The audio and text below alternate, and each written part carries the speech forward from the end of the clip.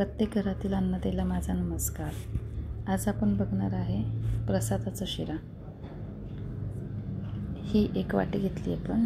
या वाटीच्या प्रमाणाने आपण 1.25 वाटी रवा घेतलेला आहे। थोडा जाडसर रवा आहे, मध्यम असा।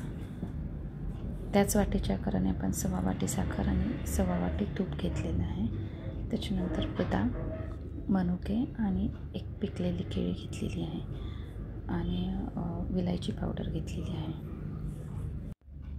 आणि हा प्रसादाचा शिरा शिजवण्यासाठी त्याच वाटीने आपण 1.25 वाटीचं दूध घेतले आणि त्यामध्येच आपण 1.25 वाटी पाणी घेणार आहोत आणि ते सोबत गरम करायला ठेवलं आहे। आता कढईमध्ये आपण थोडंसं तूप घेणार आहे त्या 1.25 वाटी तुपापैकी आणि त्यामध्ये आपण आता जे बदामाचे काही तुकडे घेतलेले आहेत, जे आपण बदाम घेतले होते त्याचे मी कट करून असे तुकडे केले आहेत ते आणि किशमिश असं आपण व्यवस्थित त्या तुपामध्ये तळून असं छान फुलेपर्यंत तळून घेणार आहेत।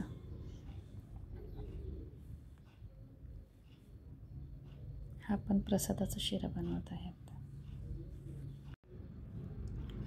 बघा, बदामाचा रंग पण चेंज झाला आहे आणि जे आपले किशमिश आहेत ते पण तुपामध्ये तळून असे छान फुललेले आहेत। आता ते आपण सेपरेट एका ताटामध्ये काढून घेणार आहोत। त्याच्यानंतर जे उरलेलं तूप होतं आपण ते आता सगळं कढईत घालून त्यामध्ये आता आपण रवा भाजण्यासाठी टाकणार आहे। आता हा रवा भाजण्यासाठी टाकल्यानंतर हा एकसारखा व्यवस्थित थोडा मध्यम आचेवर आपल्याला हलवायचा आहे। आपण खूप जास्त मोठ्या फ्लेमवर जर आपण याला भाजलं तर हा पटकन जळण्याची शक्यता असते आणि तो छान फुलणारही नाही। म्हणून आपण हा एकदम मध्यम आचेवर असं छान भाजून घेणार आहे।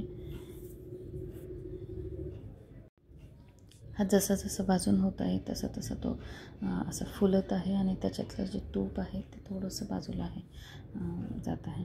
आता आपण त्याच्यात ती केळी कट करून घातली।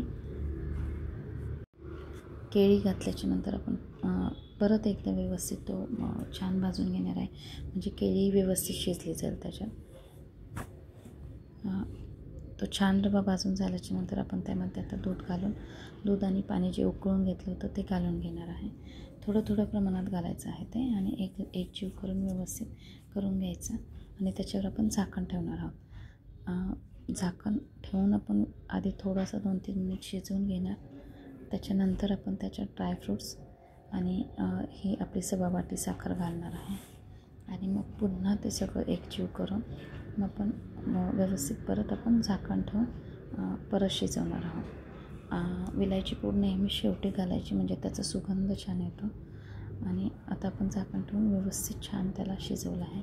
बघा, आता तुम्ही त्याला वेगळी चमक आलेली आहे आणि रंग पण खूप सुंदर आलेला आहे, एकदम छान।